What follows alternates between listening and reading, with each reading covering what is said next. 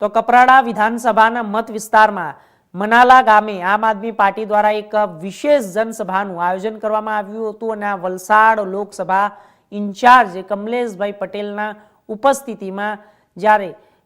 જિલ્લા પંચાયતના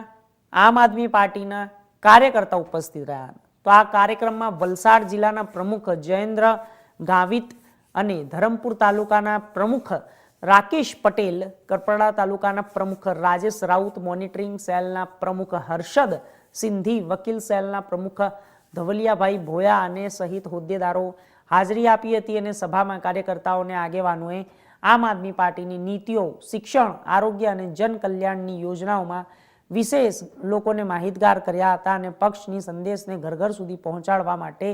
નવા સભ્યોને જોડવા માટે કાર્યકરોને ઉત્સાહિત કરવામાં આવ્યા હતા. જનસભાની જે મીટિંગ હતી એનો હેતુ એ જ છે કે ગુજરાત જોડો સદસ્યતા અભિયાનનું જે દરેક ગુજરાતમાં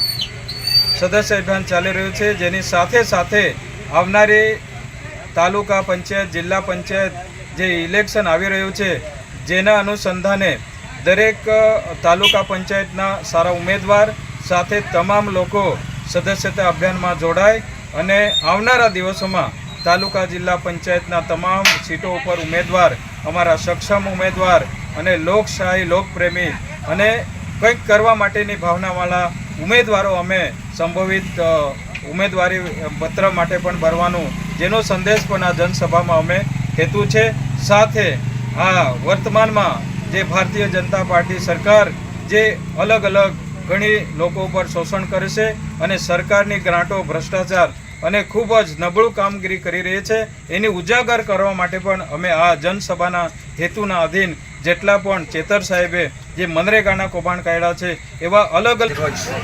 જે જન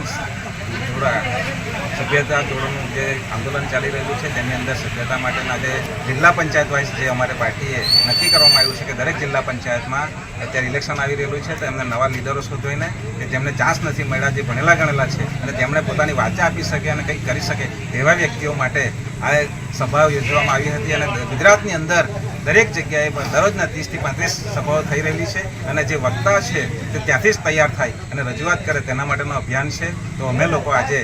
મનાલા ખાતે સભા યોજી હતી અને તેમાં ઘણા એવા લોકો આવ્યા હતા અને સહકાર આપવાની ભાવનાથી લોકોએ સહકાર આપ્યો છે. અને એ જ મુદ્દો હતો કે એમણે જે અત્યારે કૌભાંડો બહાર પાડી રહ્યા છે, ચેતરભાઈ ભણેલા ગણેલા છે, હોશિયાર વ્યક્તિઓ છે અને જેને પૈસા બાબતમાં કંઈ લાલચ નથી, ફક્ત સમાજના માટે કંઈ કરવું છે, નાના સમાજમાંથી નીકળેલો વ્યક્તિ છે, એ વ્યક્તિ આજે કૌભાંડો બહાર પાડી રહ્યા છે. તો પેલા ભાજપ સરકારને ગમતું નથી, કેમ કે ભાજપ સરકારની અંદર જે બધા બેસેલાઓ છે એ બધા પોતાના કોન્ટ્રાક્ટરો, મોટા મોટા કોન્ટ્રાક્ટ લઈને. તો આગળ વાત કરીશું કેશોદ